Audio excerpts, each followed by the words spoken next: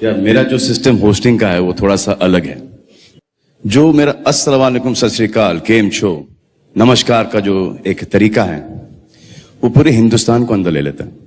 Secular country है, secular लोग हैं, बस यही मान के मैं अपना हर प्रोग्राम स्टार्ट करता हूं। सभी अरिहंतों को नमस्कार। आप नमस्कार का मतलब जानते हैं? राइट। क्या मतलब है नमस्कार का? नमस्कार का मतलब आपकी moral values, you give the respect. Give me the exact literal meaning.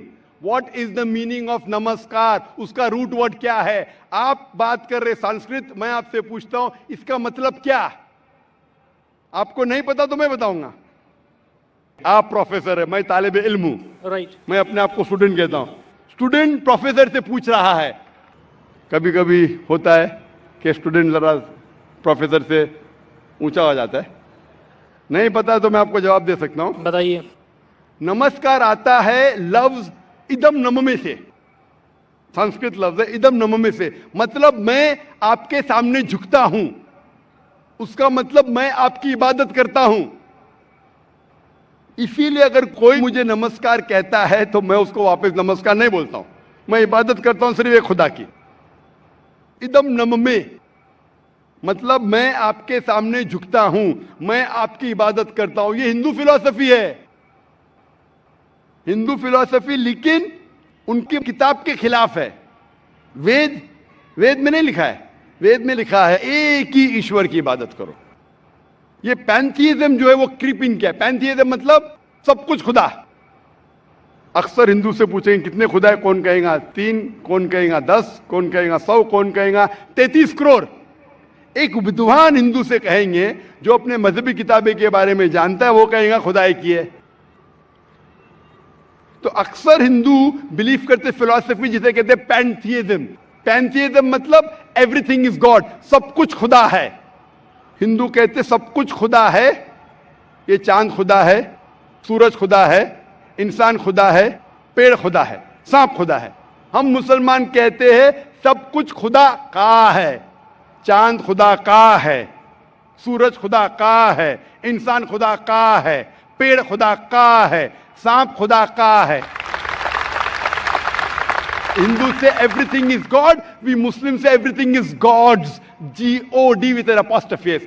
तो मेजर फर्क है का। ये का के फर्क को मिटा देंगे तो हिंदू मुस्लिम एक हो जाएंगे। The difference is the apostrophe S. Hindu से एवरीथिंग इज गॉड, मुस्लिम से everything is God's, GOD with an apostrophe S. If we can solve the apostrophe S, we'll be one. कैसे करें? Go back to your scriptures.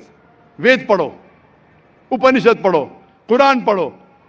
तो एक का के फर्क को निकाल लेंगे तो आप इदम नम में नमस्कार नहीं कहेंगे।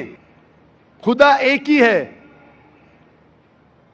हिंदुइज्म का ब्रह्मा सूत्र एकम ब्रह्म देवत्या नास्ते नैना नास्ते किंचन। भगवान एक ही है, दूसरा नहीं है। नहीं है, नहीं है, जरा भी नहीं है। There is only one God, not a second one, not at all, not at all, not in the least bit.